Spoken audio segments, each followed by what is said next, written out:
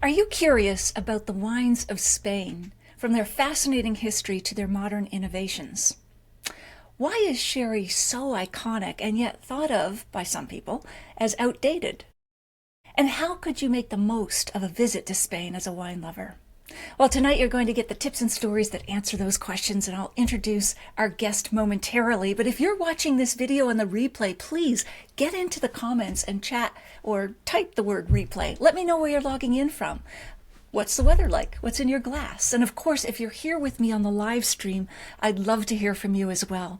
I'm Natalie McLean, and I teach online wine and food pairing classes, and you've just joined one of the most passionate groups of wine lovers who gather every Wednesday at 7 p.m. to talk to the most interesting people in the world of wine. Now, before I get into introducing our guest, I am live streaming this for the first time, but it is based on a recording that I made for my podcast, Unreserved Wine Talk. So you can find it there.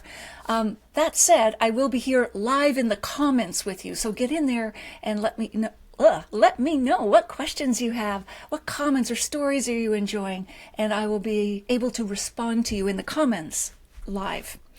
And I want to say that two of you lucky people are going to win a copy of our guest's terrific new book. All you have to do is email me at natalie@nataliemclean.com and let me know that you'd like to win. Doesn't matter where you live, I will pick two people randomly from those who contact me. All right, back to our guest. Sarah Jane Evans is an award-winning writer and a contributing editor to Decanter magazine, as well as she is co-chair of the Decanter World Wine Awards. She fell in love with Spain after spending some months there before going to Cambridge University, where she studied the classics and later social and political sciences. Her books include the wines of central and southern Spain, the wines of northern Spain, the wines of central and southern Spain, Seville, as well as Chocolate Unwrapped, that's a bonus, and also she's provided entries on Spain and sherry for the annual Hugh Johnson Pocket Guide to Wine. Sarah Jane received the Royal Order of Isabella from the Catholic, awarded by the King of Spain, and she has been the chairman of the Institute of Masters of Wine and president of the Guild of Food Writers. Outside her wine life, I don't know how she has any time outside of that, but she is a founder member of the Academy of Chocolate. Your life sounds so much fun, Sarah Jane. Welcome. I'm so glad you're here with us. It's really, really a pleasure to be here. And for me, it's we're talking originally on a Friday afternoon, and so it's the weekend. I have a glass of wine here, and I can smell, you can't, but I can smell that my husband is cooking a spicy Indian dish for supper on Friday evenings. We always do something spicy. So, yeah. So what are you going to pair with that spicy dish? Something from Spain? We can talk. I'm sure we can talk about it, but the key thing is that it's an orange wine. I think you can see from the colour. Yes, and something that they do in Catalunya really well is these orange wines from white grapes, but with using the skins, and that works. It's not a chilled white wine like you would have a Sauvignon Blanc. It's sort of more room temperature, and it's great with spicy food. That sounds so good. All right, you've already got our appetite. You've already whetted our appetites. All right, before we dive into your very distinguished career, tell us about the wine your parents used to bottle at home. Well, I'd like to think this was a moment that took me on a career and I ended up where you and I, we could never get talking together. But in fact, I guess it was nothing to do with that. When I was I think it must be about 9, and my brother was 11, my father got together with some friends and shipped a barrel of this liquid into our house, and the car was taken out of the garage, and the barrel was put in the garage and stayed there sleeping for about 3 months. And then on a given Saturday, all these adults turned up, and the men used a piece of rubber piping to take this red liquid out of the barrel and put it into bottles and put corks in. And then the wives made paste, glue, and glued on labels. And then what I particularly remember is that after having a lunch, which my mother had made, And I still live in this family home, so that's why it's so resonant to me now, because I can imagine it all. They all went to sleep on the grass in front of me. So there was clearly an association between this red liquid and this going to sleep afterwards. And I think we've all learned that since. Yes. There is an association between the two. So I was reflecting on it the other day, and I said to my brother, what is this thing? It seemed like a huge barrel. Remember, I was only 9, but in fact it was, he said it was from the Rhone. So it was probably it was a 225 litre barrel, probably. I mean, it probably wasn't very large, but it seemed to me enormous at the time. So having done that once or twice, they went on. It became quite a thing until, of course, well, this maybe ages me. At a certain point, those wines had to be sold bottled in the chateau, so you couldn't ship over barrels in the same way. So I think that's a historical event. Yes, you wouldn't do that. I'm not sure that would have turned me on as a 9-year-old. Oh, you drink this and then you have to go to sleep. Fun for adults, not so much for kids who want to stay up. But then again, maybe you did after they went to sleep and you had more fun. That's a great story. Now, you judged the Paul Roget Varsity Wine Competition. What was that? Well, it's fascinating. Every year, the Universities of Oxford and Cambridge, so when they have a competition between themselves, it's rather, how can I say, it sounds rather elitist, but it's called the varsity competition. And whether that's rowing or cricket, or now they have wine. And so the wine competition is a blind tasting. And I represent, because I went to Cambridge University, I represent the Cambridge judge. And then there's the Oxford judge, it's Jancis Robinson, she went there. Right. And these students come who are either undergraduates or they're doing postgraduate degrees. And they have to do a blind tasting. And we have to do it as well. And I have to say, having finished all my exams as a Master of Wine, blind tastings are not fun. They really put you on the spot. So these students come along and they write terrific tasting notes, and you think some of them will only have been, they may only have been studying wine for a couple of terms because they've gone to university to study, I don't know, chemistry or English or whatever. So then we have to do speed tasting, blind tasting, and then we have to mark their papers. And what they then get, if you're a lucky winner, is you get a magnum of Paul Roget, or you get multiple the champagne, bottles. Right. It is fascinating to see this very international competition. I'm very pleased to say in the last few years, Cambridge has come top, so well done. Oh, yay! But it's nothing to do with me, I think. But it is interesting. As a student, I wasn't really. I know. It's always thought students drink a lot of cider or beer, but I didn't really drink either of those. We might come to sherry because I drank a bit of that, and I didn't seriously drink wine. So it's quite fascinating to me to be now with students who are absolutely expert in the Grand Crus of Burgundy and all of that, when to me it's, it was only something I came to much later. So do they get out early in the morning like the rowers do and they're like drinking, and how do they train for this? Or is it just like training for a Master of Wine program?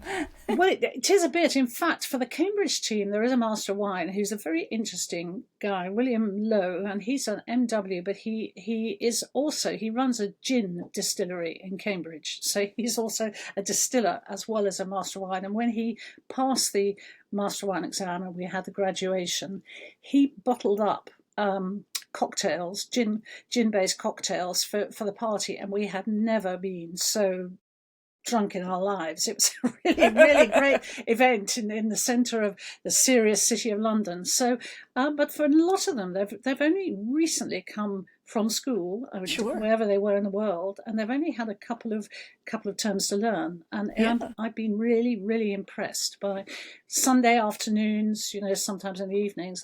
But I suspect it's a very nice escape from this studying, intensely, whatever your exam topic is. Absolutely. I don't know what the drinking age is in the UK, but they would barely have come of age to be legally drinking, let alone competing. That's very true, very true. Well, you've set the tone off right with people falling asleep after wine and then getting drunk. But we know moderation is, what we all strive for, but I love those stories. Now, you had an experience of going to Japan and eating their delicacies, or else, yes. But I'll let you tell a story. What do you drink wine-wise after eating in Japan? Well, reason I go to Japan, always wanted to go, and people say, well, you must go in the spring for the cherry blossom. But in fact, what takes me to Japan is I've been invited as an international guest to go and judge at the Japan Wine Competition, which is a competition which is to judge wines that have been grapes, wines made from grapes grown in Japan. So you have a good half of them are Merlot, Cabernet, Chardonnay, Sauvignon Blanc, all the things we'd recognise. And then there's Koshu, which is now really up and coming as a variety that I think we're all coming to understand is something really quite special as a white wine. And then there's a mixture of something that North America has quite a lot of, which is hybrids made to cope with the climate. And some of them are lovely. Some of them are very hybrid. Yes. That's a nice way to put it. So the thing that's really nice is that the judging takes place in the area very close to Mount Fuji. So Fuji-san, as it's called. So it's a Yamanashi. It's the area. It's about an hour outside Tokyo. And when you have finished judging, so you have a day of up to this year I was doing Koshu and rosé wines.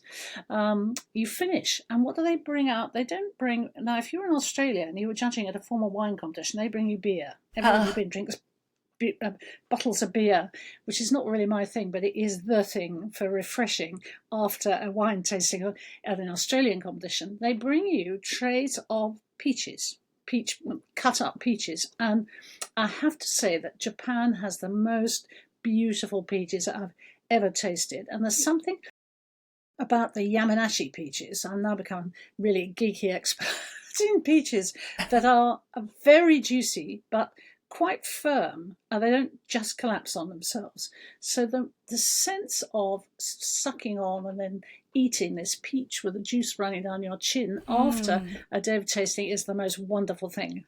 Definitely. So a good tip. But in fact, if you are, the peach season is quite long in Japan. So if you're visiting in Japan and you miss the cherry blossom, don't worry, because you've got the whole summer to eat the peaches, and they are the thing to eat. Absolutely lovely, and I guess gentle on the taste buds after torturing them with a wine judging. Was sake part of that competition? Well, sake isn't, and sake is something you do afterwards. You get winemakers who take you out, and you go out and have amazing sake evenings. I have to confess, and it's only between the two of us, that actually sake is not really my thing. But I'm not a whiskey drinker either, and it may be that I have spent so long studying wine, being involved in wine, enjoying wine, visiting vineyards and so on, that sake is I don't have space for it in my life. But I think I can see now that the Wine and Spirit Education Trust is doing qualifications in sake. There are lots of people who are doing it. There are sake sommeliers about. Interestingly, sake is one of those drinks you can serve warm. And I'm not great with warm drinks either. Right. That's why I love rosé. It might be an age thing, I don't know, but I love it chilled. It's so refreshing. Well, it's true. We're just down the road. Often on Friday evenings, we go down to the bar down the road, and I have a rosé because I don't want to think about anything complicated or write tasting notes or think about the winemaking. But because I can guarantee too that it will be really cold. Yes. And you can never be sure that the red wine may be a bit warm. It may have sat on the shelf for a long time. And if it's a warm day, I agree with you. I'd much rather have a rosé. Swimming in soup, warm reds. Now, you were awarded the Officer's Cross of Isabella the Catholic from the King of Spain. That sounds very highfalutin. What is that award? And tell us why you received it. I was very, very touched, you can imagine, to receive that. So I first went to Spain when just before I went to Cambridge University, and it was just the right time in my life. I fell in love with it, with the people, the food, the culture, the history, everything. And so since then. And then we had some very dear friends who became godparents to our children, and we went back and back and back for holidays. So I was gradually able to skew my career towards doing as much as possible with Spain. until the end, I became a member, from the work I did with wines of Spain, a member of the Gran Orden de Caballeros del Vino, the Great Order of Knights of Spain, which basically means that in London once a year we can dress up in glamorous red clothes and velvet caps and have a great dinner. So I think for all the things I've done, the activities in Spain and so much work in the UK and actually all around the world, including the US and Canada, I was given, well, they wrote to me and said we were going to get this decoration. Now, I've dressed up with it, especially here today. So I have a tiny yellow and white button here, which is super lapel. Discreet. Yes. And that's my order. But in fact, if we were doing this in the evening, we were dressed up in black tie, I would have the most enormous yellow ribbon with a medal. I mean, it's really, really terrific. Yellow and white striped medals.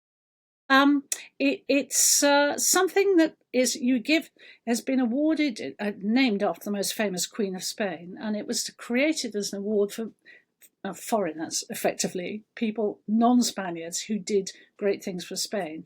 And so it's what do you call it? A civil decoration, and it's something I wear with a lot of pride because you don't apply for it. Right. But what you get instead is a terrific certificate, lovely medal. And then we had a marvellous, marvellous dinner in the Spanish Embassy in London. And it's just a little thing I must say about the Spanish Embassy in London. We had a dinner for 40 people around an enormous table. And this table apparently was designed for the Titanic. It was too big to get through whatever the doorway was and was never delivered to the Titanic. So if you are ever able to get an invitation to the Spanish Embassy in London in Belgrave Square, you'll see this fabulous table. Love to see that. I guess it makes it a lucky table or an unlucky, I don't know. But I'm not sure. Memorable. Memorable at least. Yes. Yeah. Well, that sounds well-deserved, Sarah Jane. I mean, just all the work you've done. I should mention this. Just because it's the day, I wouldn't normally wear this all the time, but I wear it quite a bit. It's my Master of Wine badge. So we have a little badge, and I'm wearing it today because the exam results came out today. And so there are some lucky people who will know that they're one step closer to their qualification. But the reason I mention it is if you happen to pass somebody in the street or in a wine event who is a Master of Wine and is wearing this, do stop them, because on the back, this has a number engraved, which is your number. And so I was the 291st MW person in the world. I think we've now got ourselves up to 400 and something. That's still not a lot. It's not a lot. But stop me and try one. So do ask people to turn it over when they if you see them wearing it. It's like a limited number poster or painting or something. Yes. There aren't very many MWs in the world. It's very prestigious, as is your award from Spain. So you've already hinted at this, why you were drawn to Spanish wine. So your Master of Wine dissertation on sherry, the alchemists of sherry. I'm translating because if I try to do this in Spanish, I will butcher it. But how did that sort of deep dive into? Tell us what the alchemists of sherry were, if you can, at a high level, and how did that shape your future work? Well, it's a very exciting thing, but I fear that the way I'm going to describe it is a little bit geeky. But there were a very important group of people who also happened in other parts of the fortified wine world, so in Madeira and in Port as well, but particularly in Madeira, and they're the almazanistas, and they are effectively small private individuals who had their own cellars with sherry barrels in it, or with wine which they made for aging. And the idea was that they never sold their wine to the public, but what they did do was to sell it to the wineries, to people like González Baez, Lustau, the famous names, and then those companies would sell the wines. So we never really knew about these guys, and some of them were very, very, very good. There was a little supplier who was always going to be great. And then I guess it was, shall I say, last century. It was some time ago. Lustau, a very famous and lovely company, started a project, a really lovely project, saying what we'll do is we will select, let us say, I think it was about 12 of these little companies, and we will bottle them up, and we'll say Lustau on the label, but underneath it will say the name of the family or the name of the person who's actually cared for this wine. And Great. so it recognised for the first time the quality. And so it's when you write any kind of research paper for the Master Wine, they're wanting you to do something original. And nobody had done any research into it. So the first thing you do when you're telling your the Institute of Master Wine you're going to do this piece of research, they say, well, you need to give us all the things that have been published about this. And you say, well, there's nothing being published. It is all original. But it was a really, really lovely thing to do. And it enabled me to get closer, much closer to, I could spend a lot of time in Jerez and get much closer to the people there. And I think I just fell in love with the place, but not just me. So while I was in Jerez doing interviews and so on a number of occasions, my husband always came. He's my how can I say, chauffeur, bag carrier, companion, fellow drinker. And our small daughters, who were small then, so Richard would be with them by the swimming pool, and they had fabulous weeks in Jerez by the swimming pool generally and eating tapas and so on. The and small then I would go and plates, do the interview. So I think that's what's always been great about my life in wine, and I'm sure the same for you, is that actually while you are in these exceptional places, tasting wine, talking to people and so on, at the same time they are really culturally very interesting, and their food is fascinating, and the countryside is terrific. Beautiful. Even looking at the view behind you, for instance. Yes, painting. Yes, exactly. You know, they are wonderful, wonderful places. So I first went, as I said, first went to Spain before I went to university, and then I just kept going back and back and back. And for many people in Europe, the place they go to is France. Right. But unfortunately for the French, I say unfortunately for the French, when I was 16, I did an exchange for a week, a simple week. I went over to France for a week to Paris, lucky me, and then somebody from Paris came back. And I really disliked it from beginning to end. I thought the food was terrible. I really disliked the French. The French food is renowned for whoa. And so I've always been like that, I'm afraid. Yes. So it's been like that for the French. And it's very unfortunate, but it has been to the bonus of the Spaniards, where I've always had such pleasure seeking out delicious things there. Yeah, I can see your path now. Now, just for those who may not be familiar with, I said sherry, which is both a wine style and a town, and you said it in Spanish, which is Jerez, like with a TH, but it's Jerez. Jerez. So it's like Jose, it's no hard J, Jerez. So just if folks are wondering what you're referring to. Talking about. Exactly. Yeah, exactly. So in the book, your book, you write with warmth about using first names for winemakers. Speaking of names, quote, when you've scrambled over rocks together, surnames are redundant. Can you share a moment with us when that sort of friendship crystallized for you? Yeah. Oh, I can think of a couple, and I particularly mention it because there's a rather formal way of writing that you have to do. If you write in newspapers, it's very obvious, and magazines too, that you introduce Natalie MacLean on the first occasion, and then thereafter, this person is called MacLean. I know. And it's not seems so cold. It's Natalie, and yet all these people I know so well. So I can think particularly of visiting Priorat, or Priorat as it is also spoken.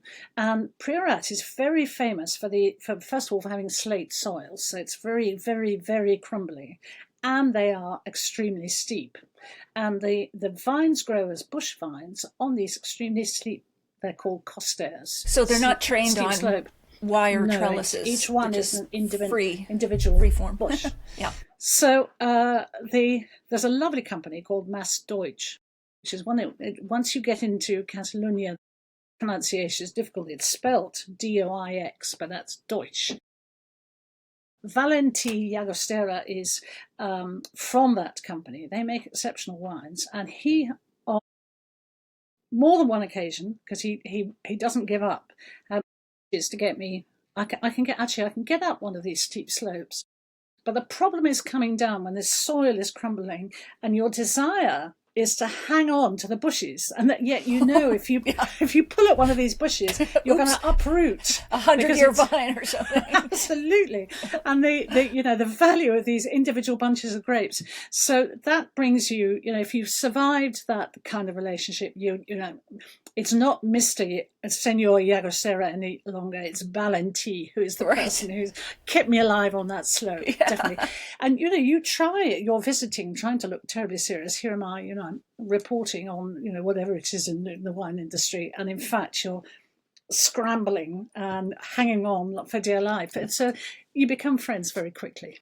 That might even get into nicknames at that point if you're kind of going down with the avalanche together. But is there a bottle of Spanish wine that's been most personal or most memorable to you?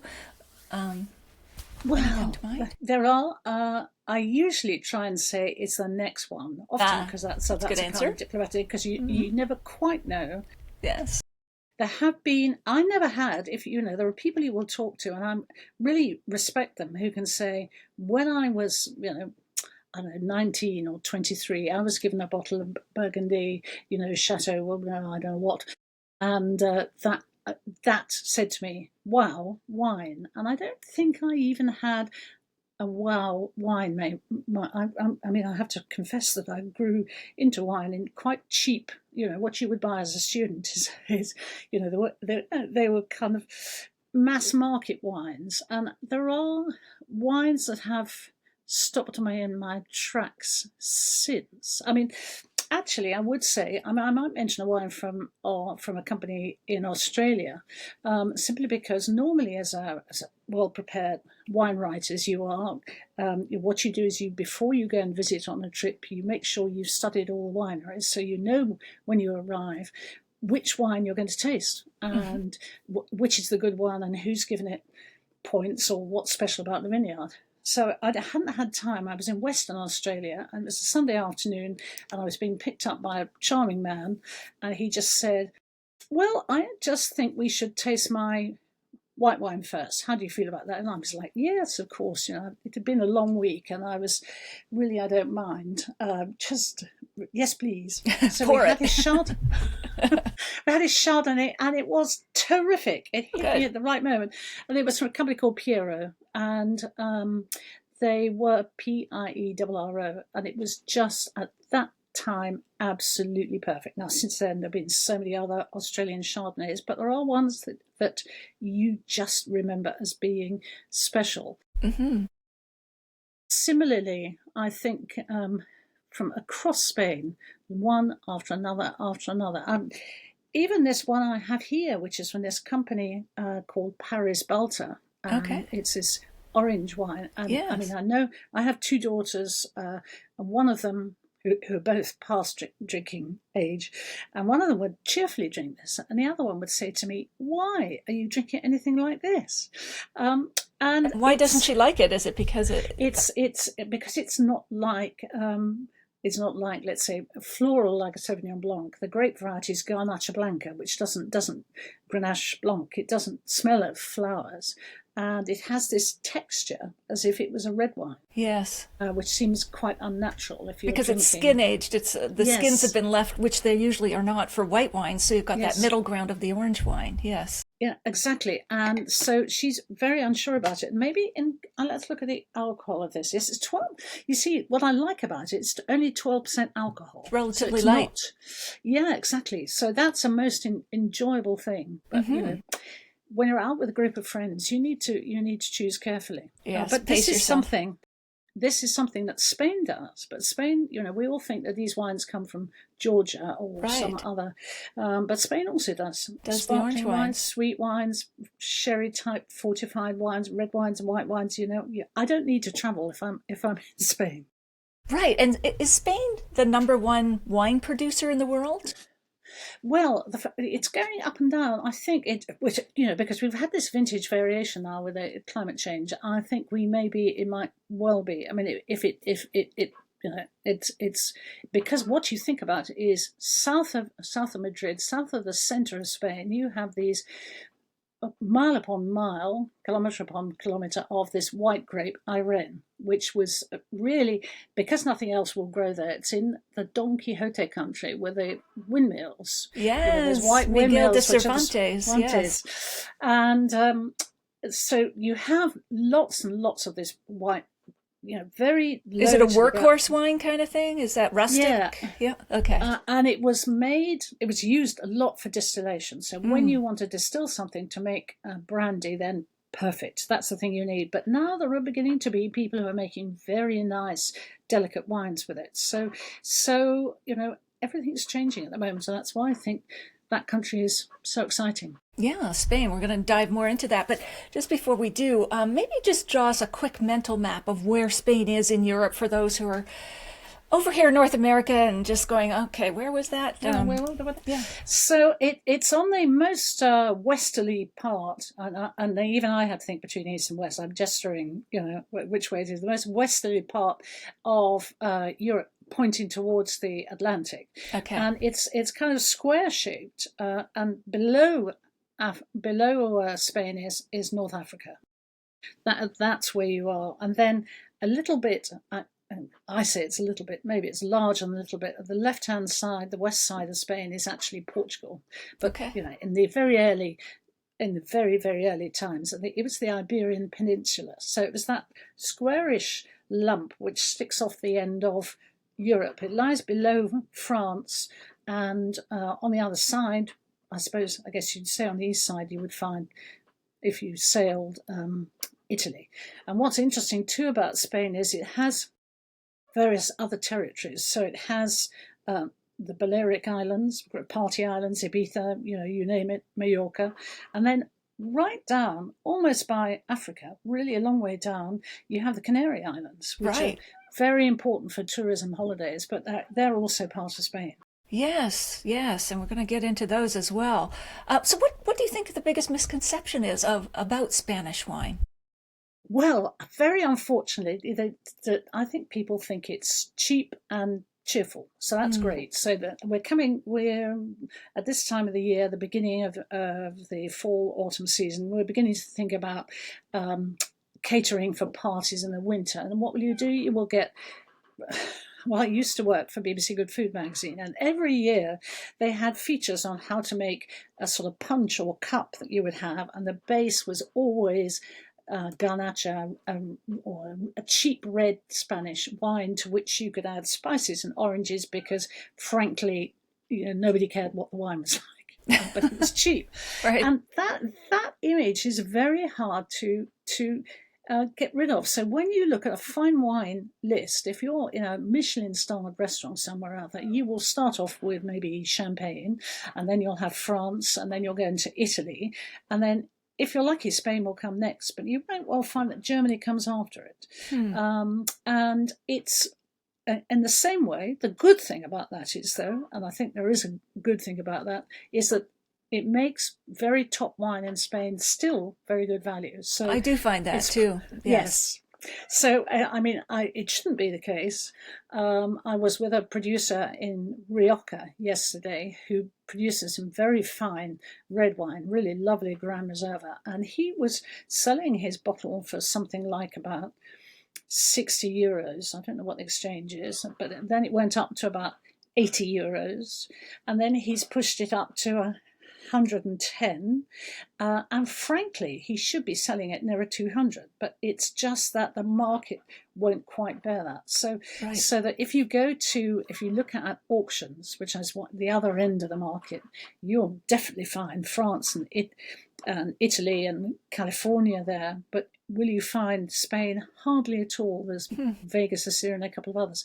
Right. So and yet Spanish wines do age well, like the top ones. It's not like absolutely. There's absolutely no doubt about that at all. I suppose there's one thing we should say, that since Spain famously had a civil war just before the Second World War, and after that they had a dictatorship, a fascist dictatorship that went on till the late 1970s. So they didn't join Europe until 1980s. So during that time of the dictatorship, they were told what to farm, where to farm, how to farm it. So there was no sort of priority about fostering a wonderful wine culture. So that's only really coming in the last 40 years, and that's what's made the difference. Spain has just been a little bit behind, but it has to escape, because you can't survive on making paying growers next to nothing and making very cheap wines. And that fascist regime, is that why there are so many cooperatives in the country?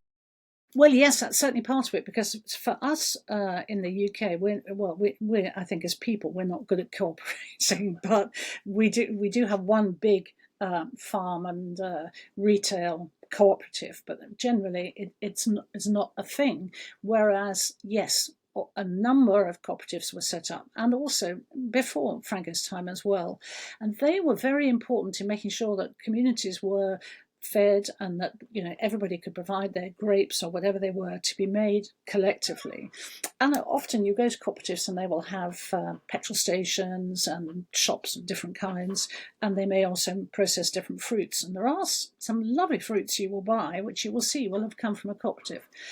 But it's taken time, so that, where once upon a time they would simply take all the grapes and stick them in a tank and ferment them. Now, people like Masters of Wine are coming in as consultants and helping them select the best. And so there are some really, really excellent cooperatives who are able to produce cheap wine, but also fine wine.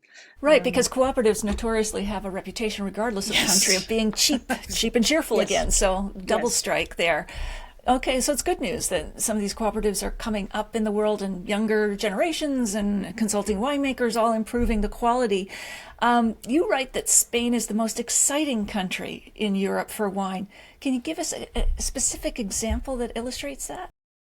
Yes, well, I think you've mentioned it partly, which is a younger generation. So it doesn't mean that I'm negating all that went before, but what happened is, after the end of the dictatorship and the arrival in Europe, winemakers could freely go and travel the world. So if you go and sit in a car talking to a viticulturist or winemaker, now they'll say, "Oh, I was in Chile, and then I worked in Australia or Argentina, and then I worked in Italy," and there's a huge amount of interchange. So what they've done is they've learnt about all sorts of things they could do, and then they've come back to apply it to their own patch of dirt. But there's two bits that attaches to that. One is the interchange between generations, and I'm fascinated to meet families. There's a family in Jumilla. There's a family in Jumilla who have become exceptionally well known in a place that's it's not necessarily a name to sing with. It doesn't necessarily have the highest prices, but they grow their grapes biodynamically. Okay. I have a picture in my book of the father, who very cheerfully is with his sons, and the sons have introduced a whole new range and style of wine, which is very different from what the father made, and they're getting on very well about it, which impresses me. I mean, there are a number of really impressive families in Spain. And what's the name of that winery you were just referring to? That's called, well, I would call it Cerron, so it's Cerron, Cerron, and so they have a lovely expression of wines. With one thing I would say is, what is there a cliched image of Spain? It's this hefty reds, alcohol, heftiness, a bit rustic maybe. Over so what they've over oaked. So what they have, and I particularly like, is they've learnt how to tame the Monastrell, because that's the red grape variety they have there, the Monastrell grape variety, so it becomes so much more elegant. And they also have, and well, we mentioned it earlier, a white grape variety called Irene, which was used by so many for distilling into, well, a base for brandy, and they're making a lovely white wine out of it. So there are people popping up all over the place, new generations. The other thing is, some people are finding total or reviving old vineyards. There's a lot of abandoned vineyards, and they're reviving those. And that, again, old vines is a big story in Spain. How are they reviving them? Well, they're driving in their trucks into the, if you go and visit somebody with an old vineyard, it's a very good question. It's a long, bumpy journey in unmade roads, and then what you're going to find is nothing on trained on wires. It's all going to be these little bush vines, and they will have been abandoned, and so they'll have been growing all over the place. So gradually they're pruning them down, getting them back into shape. And what's come out of that, that's quite exciting too, is that they're also finding that there are some older varieties there that nobody realised. You're finding interplanted between maybe the variety like Tempranillo, which we all know is the red grape variety. The flagship, yes. All sorts of other grape varieties as well, maybe in small quantities. And so now the work is being done to see if any of those are worth building on. And I guess one of the people who's been doing it the most amount, the most well-known company who's been doing a lot of work for years, is company Torres, who are famous large company. Yeah. Yes. Yeah. And what's interesting is that they're a big name, very big name, but at the same time, Miguel Torres Senior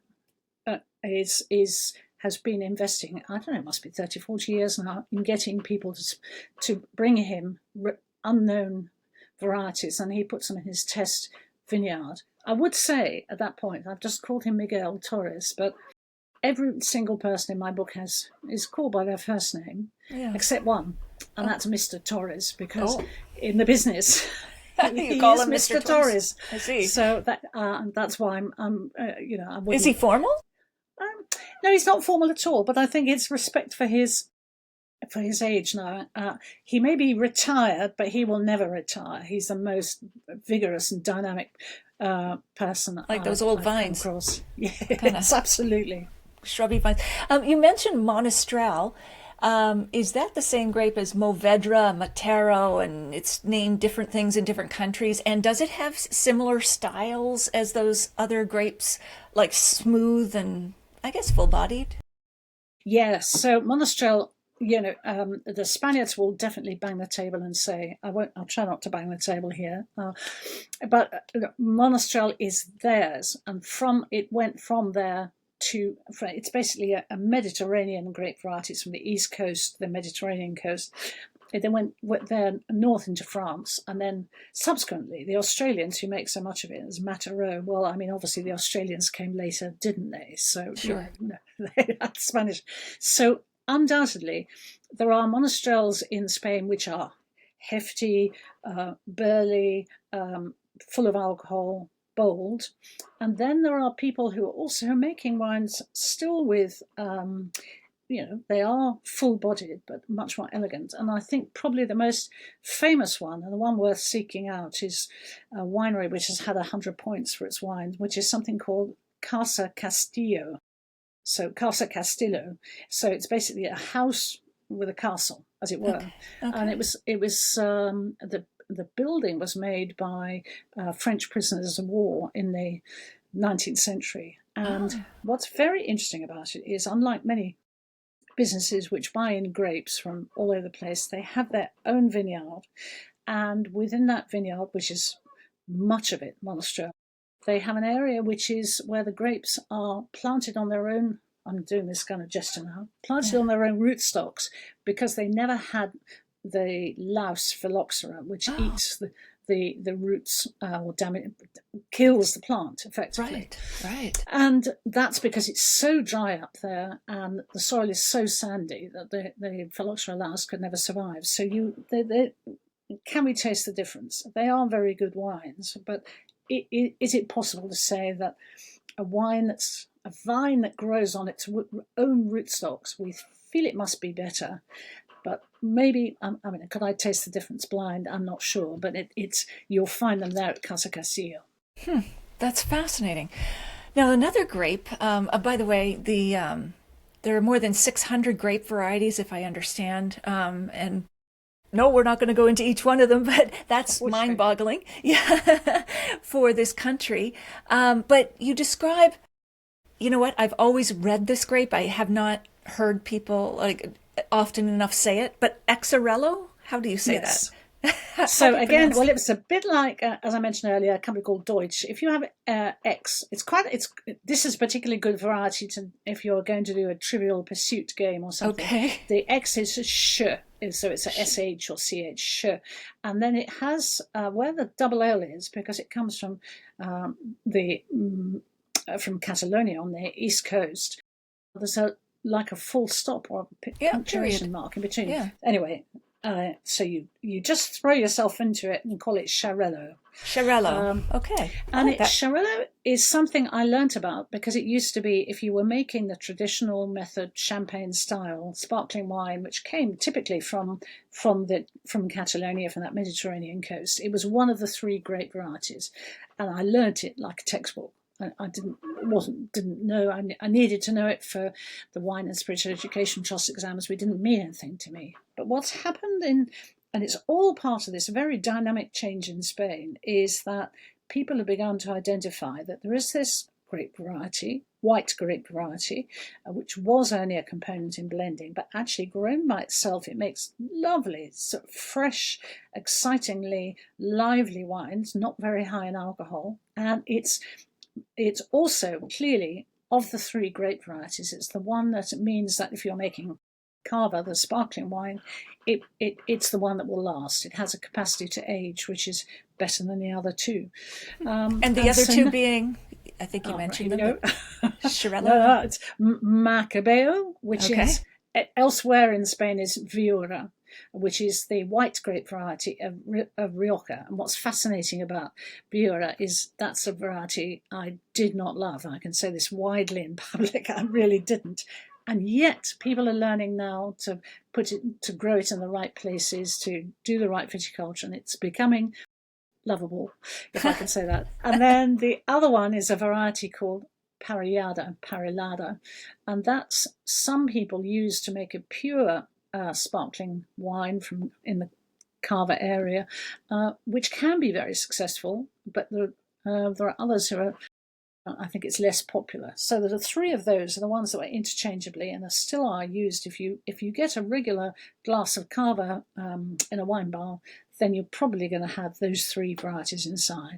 Okay, and since we're talking about Cava, the Spanish wine, sparkling wine, how would you compare it to Prosecco? I know the grapes are different, the methods are different. Yeah, exactly. So, and then you have to sell it. So I think you and I privately talking to each other can say, well, the thing about Prosecco is that it's made by a method where effectively the bubbles are created and are captured, and it makes a pleasantly fizzy drink. Whereas the thing about Cava is it's made exactly like champagne, it's aged exactly like champagne, and so that you begin to develop, because it's aged in the bottle with its yeast, it begins to develop other aromas which are nothing to do with flowers or fruit. Right. So, more bready, more earthy. Exactly. For the Cava. So then the interesting thing is Cava, the youngest Cava, can be released very young, at 9 months, younger than your youngest champagne, which means that, and that's where the poor reputation of Cava has come, I think, because you get this very young wine which is kind of fizzy, and at that time, if you're going to have a very young fizzy wine, then Prosecco is very appealing. It's fruitier, it's a bit sweeter. From the Glera grape in Italy, yeah. Yeah, exactly. It's so now if you walk into somewhere, a producer in a Cava producer in Penedès in the Mediterranean part of Spain, and you say Prosecco, the whole room will kind of turn round in consternation. But it's true. All one can say is, because I think Cava's, as a result, had a really hard time. We can see that Kylie Minogue and others have celebrity people have put their names behind Prosecco, and Cava hasn't had the same. Yeah, exactly. You can say, well, it's possible that what you do is you get into sparkling wine when you're first starting drinking and you really enjoy Prosecco. And then as times pass and you learn more, then it's possible that you get into Cava. And then what's happening now is there's a big movement small but big at the same time, which is at the top end with wines that have been aged for 10 years, 12 years, like a champagne. As those are being Wow. released and celebrated in Spain, and they are really something exceptional. So there Are is they aged on their leaves, those spent yeast yeah, cells, to develop that extra exactly. creamy breadiness? Yeah, okay. So it's exactly the kind of thing like you'd find with a very mature champagne, and they age brilliantly. But it's a kind of it's something that Cava is having to work hard to get us to listen to that message. So that I'm involved in doing tastings in Spain and also in London as well. I Yeah. say we. I mean, I'm independent, but I think there is a story to tell there. And I remember, I mean, actually, I was thinking, I was in last year. I go every year to Texom, which is a sommelier conference in Irving, just outside Dallas. I'm meeting a man who ran a Cava bar there, and I had to say to him, "You're very brave." I Yes. shouldn't have said that, but in fact, there is so much happening now in Cava that I think the message is it's worth taking a second look, but do make sure that you try the ones that are 18 months, which Okay. is Bit more maturity on them. and Reserve Superior and mature, more Okay. mature, because that's going to be a bit more like champagne. Oh, interesting. Yeah, because I often find they're competing on price, Prosecco Yeah, and Cava, but yeah, yeah, two very different styles. And of course, Cava means cave, yeah. for those who may not know. Now, And yeah, I have to say a terrible word. So cave wine. fine. Yeah, I mean, and what we want to know now, I think all of us nowadays want to know where does a wine come from. So maybe you can visit the place, or you can watch, travel programs, and if you just say, well, it's this thing which can come from 4 different parts of Spain. I mean, what do I know? It's Yes. not great. No, no. Well, you've got your work cut out for you, so you will continue to be employed for years, Sarah Jane. But I am a fan of Cava wines and Spain in general, but there we go. Like we're just talking to the converted here. But now you open your book noting that you're walking in the vineyards. When you walk in the vineyards, often reveals history from Roman amphoras, those big clay vessels used to age wine, to Civil War relics, which is really cool. What's the most haunting or unusual artifact you've ever seen? Well, that's interesting, actually. Now, looking at this wine, I think about it because it comes from an area called Terra Alta, high land. And in fact, it is the most tragic place. So lovely winemakers, happy memories, all of that. But in fact, I was given a prize by the people there on one occasion, and it was in a big celebratory event in a bombed out part. They had preserved the old part of the village, which was entirely bombed out in the Civil War. But I think on the day before yesterday, was it actually? It may even have been yesterday. I was in Rioja, in the centre of northern Spain, where the great red wines come from, and I was crossing the Ebro River, because the big river that runs through Rioja goes through Rioja and then comes out. Finally, it's the only one of the great big rivers that comes out of the Mediterranean. All the others go into the Atlantic. So it's this wonderful river. It gets wider and wider and wider. It eventually decants into the Mediterranean by this denomination, Terra Alta. And there were horrendous wars, fights to the death in the Civil War in the late 1930s.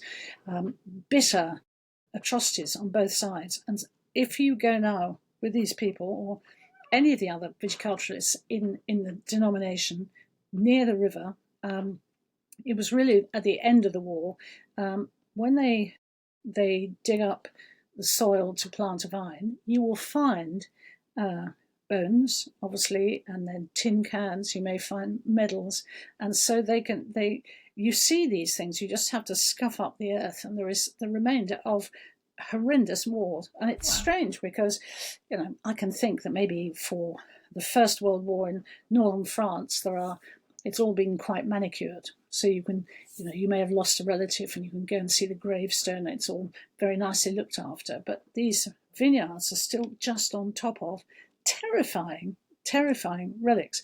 But there was one lovely experience comes out of that. Was there's a very delightful sparkling wine producer in that area who took me down into a cellar, not far down. I didn't go down too many flights of stairs, and then we started walking along a corridor, and he had all his amphoras all the way along the corridor, and then we walked upstairs, and we walked up these stairs, and finally what happened was we ended up in the middle of a field.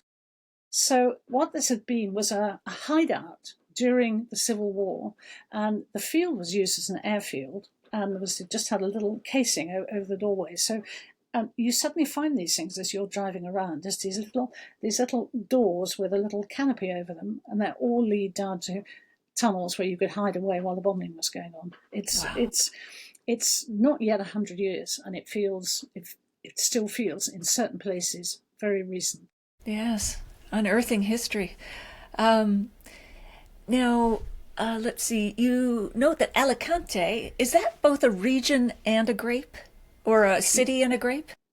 Well, that's very interesting. How can I put it?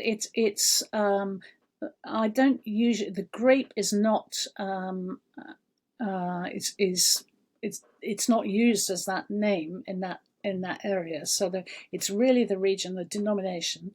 Okay. We were talking about Monastrell earlier, and Alicante is one of the places for Monastrell. But what's so fascinating about it is that it doesn't just make red wines, that historically they used to make a wine out of this red grape that got so ripe they didn't need to fortify it, because it created, as the grape on the vine got so sweet that it turned itself into alcohol, and then it was a wine that was stable enough. You could have it in a barrel, and then you could send it to India or to Africa or around the world, right? And it didn't destroy itself. I mean, that was the important thing about all these wines like port and Madeira and sherry, that they could be sent around the world without and with no problem of having any damage to them or oxidation. And so that wine was called Fondillon, Fondillon, Fondillon. Okay. And there are very, very few of them left. Very few, because you have a Solera, and it's not. Well, it's like all fortified wines nowadays. So they may have a nice image, but they don't sell in vast quantities. So you can go into a bar. I mean, if you're on holiday in Alicante, you definitely will. And they will offer you at the end of a meal this kind of red sweet thing, which is not nearly as good as port. It's really not pleasant. It's the kind of thing you get for 5 cents. Or you can go to one of the very rare wineries and try this thing. But it's an interesting wine because it's not sweet like port is, which has this alcohol and warmth and ripeness. And it's not dry like a regular red wine. It's in between. Okay. And it has a bit of alcohol, but not too much. But what excites me is it's one of those curiosities. There are still people there who care enough about tradition that they still make this wine. Wow, interesting. So many pockets of small artisanal wines, and yet you have the big, huge cooperatives.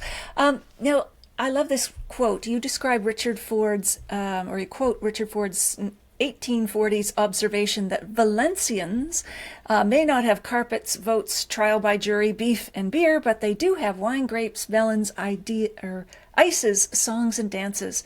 How does that philosophy still define Spanish wine culture today? And maybe we can focus on Valencia, where I guess they're famous for their oranges, right?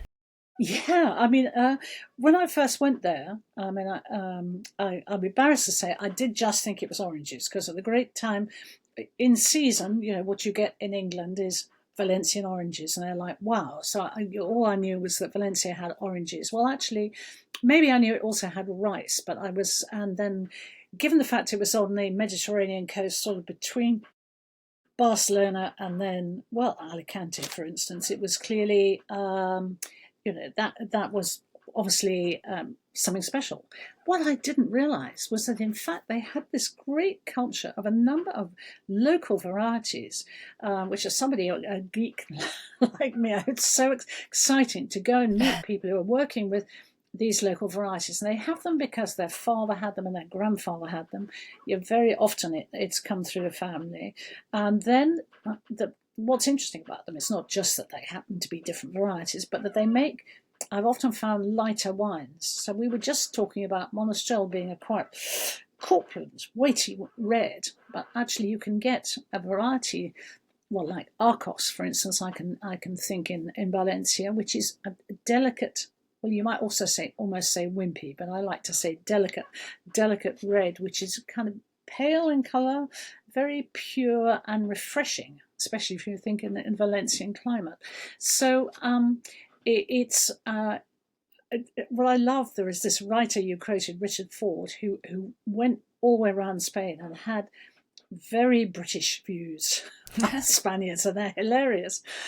And fortunately, I think Britons have changed as well as Spaniards have changed. But certainly Valencia, which is in fact, it is the home of paella, of rice.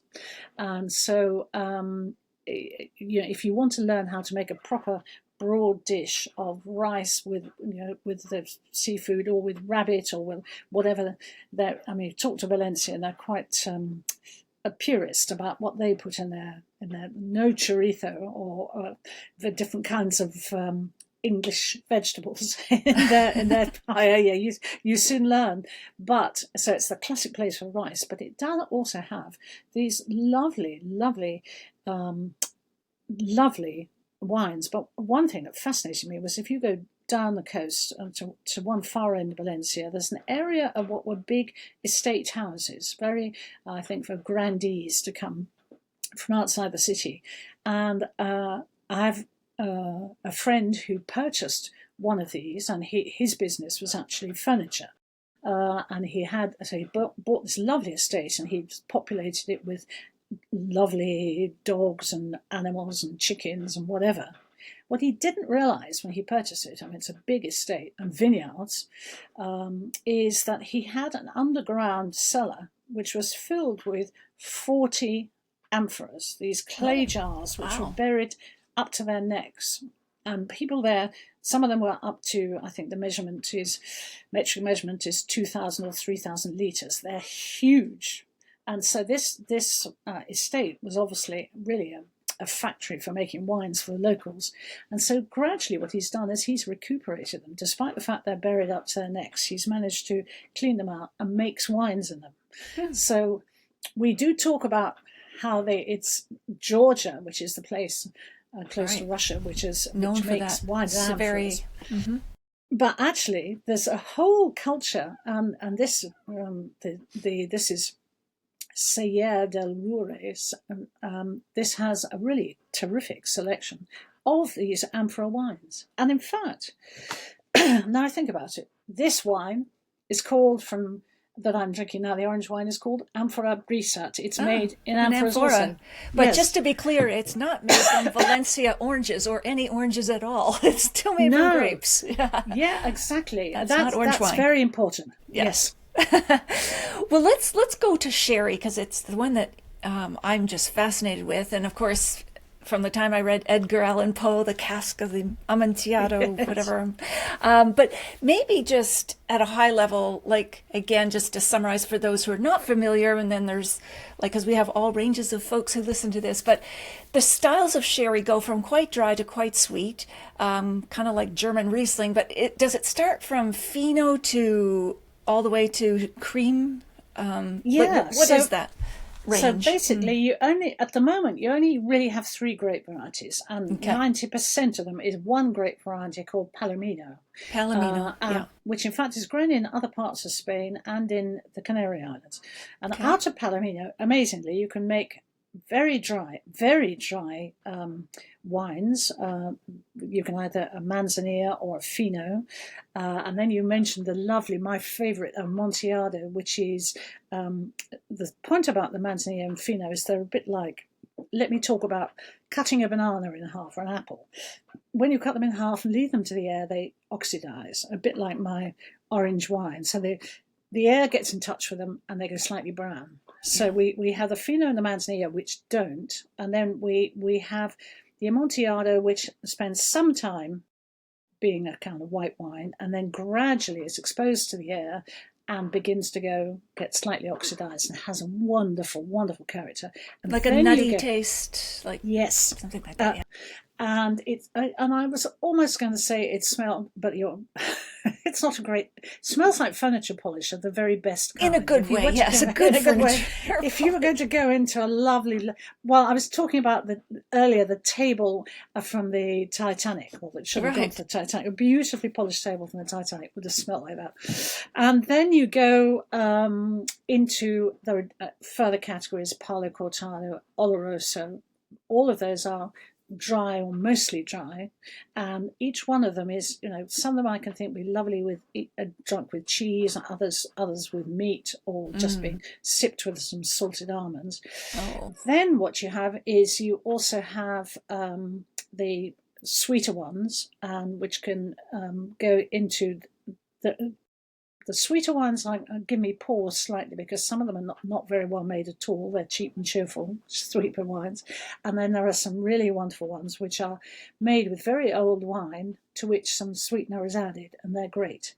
So we have that great variety. And then we have Pedro Jimenez, which is the one, Pedro Ximenez, which is the one which is typically, if you come across it, it's a real bestseller. If you come across it in sherry country, then it makes a very dark, sweet wine, and is very much loved by people who really like their sweet wines. So it's very nice if you drown raisins in it and then pour that over ice cream. That kind it's of like thing. treacly, like treacly, exactly.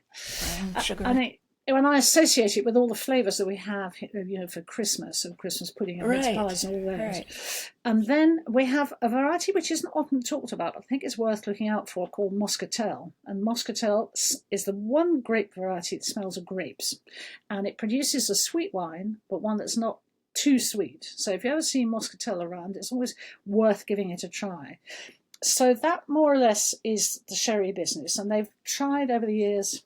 I've just love sherry, so it just happened that I do. It was something I was given as a student and I thought was great, and I've stayed with it. And I've had the fortune to go. But it is something you had to learn to love. I think it's not a naturally lovable thing. Though if you do love it, I've got a hanky here.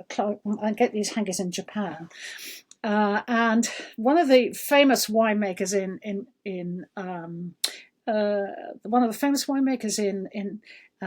Jerez, in the city itself, is from González Baez, one of the very big companies. And his big thing is to say, I won't do it with this, but if you have a glass of sherry, what you do is you dip your gentleman's hanky into it, and it stays with you. The smell of the the smell of the cellar will stay with you and aromatize the room. Wow, there's a trick. They have tried over the years, the sherry people have tried everything to get us to drink sherry. I think they have learnt them now that what you need to do is to drink it out of a proper glass. Don't drink it out otherwise. What? Well, a bit smaller than this, but frankly a regular wine glass, which is maybe tulip-shaped, and just don't put that much in the bottom, but that way you can enjoy the smell. Sure. And then don't keep it forever. Well, in fact, the older ones you can keep forever, but don't do what my grandmother would do, which was have a bottle which she would keep for once a year, every Christmas. Just a little, dear. Yes. So, it has been used as a base for cocktails. It's what you might put into a Bloody Mary and that kind of thing. But you can't bring a whole industry, revive it with just cocktails. What's been happening that's quite interesting now is that a younger generation have come in and they've seen what's happening. They're the children of the families there. And they have decided to make table wines, still wines, not fortified in any way at all, just a regular white wine from this Palomino grape. Okay. It seems quite obvious, really. Now, one of the reasons, maybe I mentioned it before, but if you were going to ship a wine around the world and you wanted it to be stable from the moment it left the cellar, when you didn't have refrigeration or anything, you just put it in the barrel, you needed to fortify it. So you needed to add some spirit to it just to make it stable. At that point, Fino sherries were fortified up to 15, 15 and a half, and then the darker, older sherries were taken up to 18 or 20% alcohol. Yeah. Yes, exactly. Thank you. And so they did have this weight of alcohol. And frankly, though, actually, what I would say, the culture down in that part of the world is if you're having a glass of sherry, you are having something to eat as well. That's where tapas come from, really. So whereas I think in the more of the English culture is that you have a glass of sherry and you drink, and you have another one and you just drink. You don't eat with it, which is where the damage comes. So what's been really interesting is that they've been making these white wines. Now, they're not all perfect. Some are absolutely lovely, and some aren't. So I think if you're interested in that, you need to go and talk to, a wine shop, or you need to read the wine writers, and you'll get some guidance about. But they are beginning to be a thing.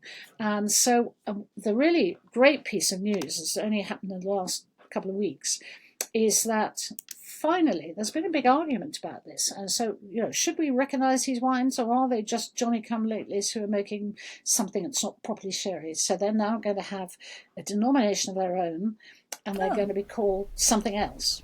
Oh, so, these dry white wines. Yeah. Yeah. So they're probably going to be called after the soil on which they're grown. If you go to sherry country, it's completely white. It's this chalky soil. It's very remarkable, which in Spain is called Albarita.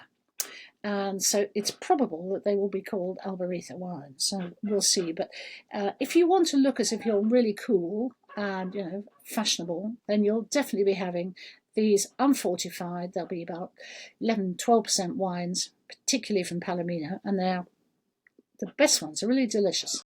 Right. And how did that tradition start of drinking sherry at Cambridge and Oxford? Because I remember during my time at Oxford, it was like, it's like classic to hide the sherry behind the books and bring it out. It's like, what's going on? How does anyone get anything done here?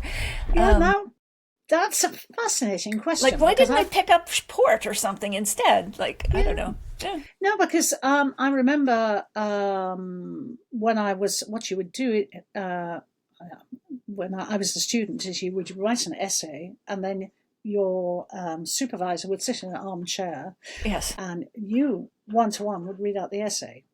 And you would have between you would have a glass of sherry. And I think of it now because, I was 18. And it now seems like a slightly strange thing to do. But it's, at the time it seemed perfectly natural. I think maybe I'm not sure now that. Well, I think it still happens, but yes, why? If why not regular wine, or why not a glass of port? Something else? Yes. So I guess maybe that was the only way to make those young essays palatable to the dons. I think you're right. I can't take any more of this. More sherry, please. You're right. And what are copitas? The sherry wine bars. What are the copitas? Yeah, well, they're, it's interesting. I've got quite a lot of them downstairs, and I've now found that I just don't use them. So they are, this isn't quite the example, but let's say. It's a wine glass, yeah. It's a wine glass, but it's a much narrower, and so you get a much, it's slightly shorter, and you get a much smaller hole at the top. It is quite hard to get your nose in. However, when you're down in Jerez and you're at a fair there, and call it a fair, what it is historically it was a horse fair. You would come together for horse trading and so on. You also used to have little tents, casetas, when people would just walk around with a half bottle of sherry and these cups, and you could copitas. If you were clever, even I could carry six of these glasses in my fingers, and you pour them through and so on. So they're very handy, but they actually, if you've got a beautifully made wine, it is nice to serve it in a more beautifully made glass.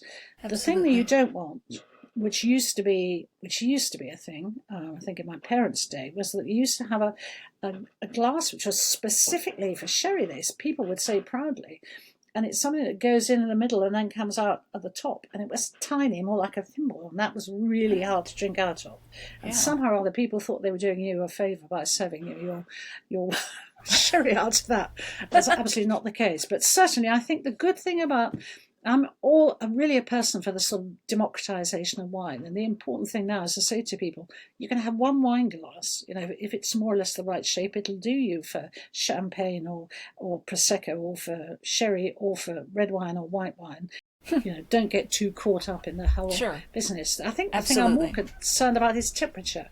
You and I just discussed about rosé wine, and similarly, one of the pale-coloured dry sherries I like to drink cool, definitely. This one, this orange one, I'm quite happy to drink at room temperature.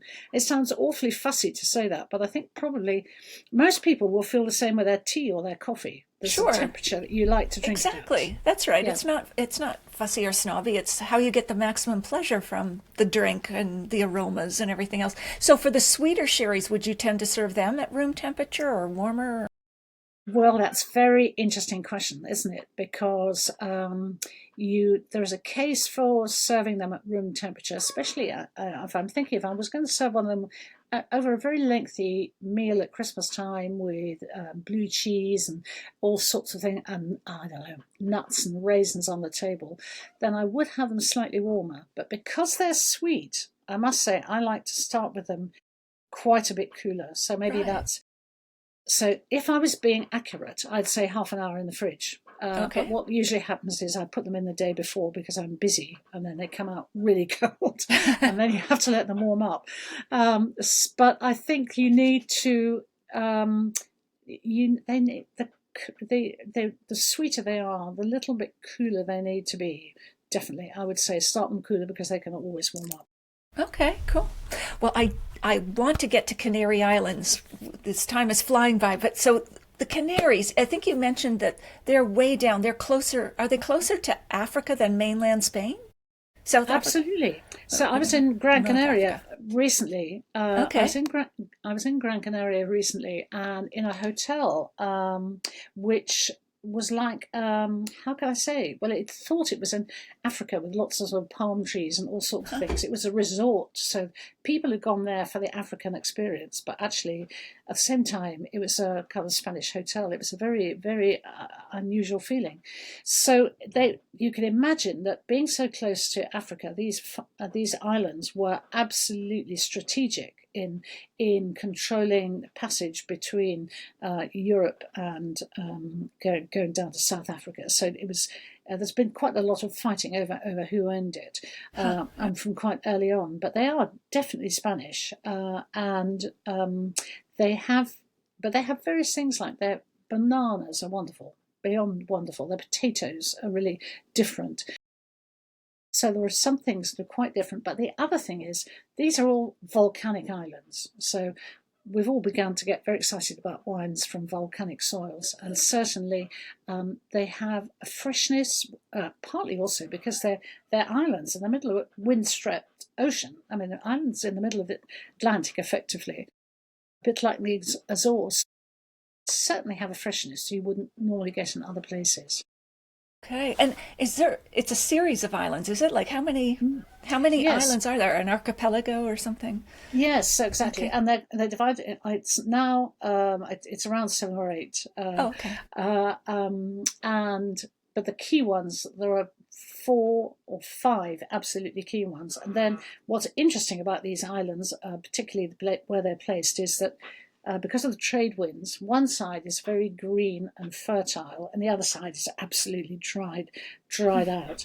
And so Tenerife is the island that's probably the biggest and best known, and has something really fascinating. Anybody who's interested in well, actually, I think anybody would find it fascinating. You normally have a vine. We've talked about vines being in bushes or being grown on trellises.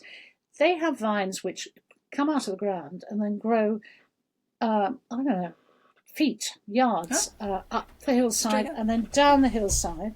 And so there is one vine will have very, very, very, very long branches. And then during the season, you have to go through and with clips, tie all the branches together, and they've Wow. grown just about a couple of feet off the ground. It's absolutely extraordinary to see. It's an amazing technique. But the one thing I should mention, I've cheerfully.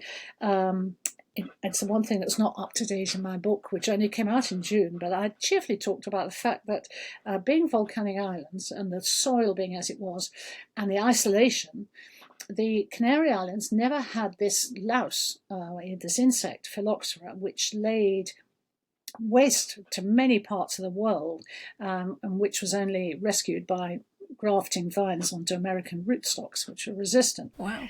But there's an abandoned vineyard in Tenerife where this Phylloxera has just been found.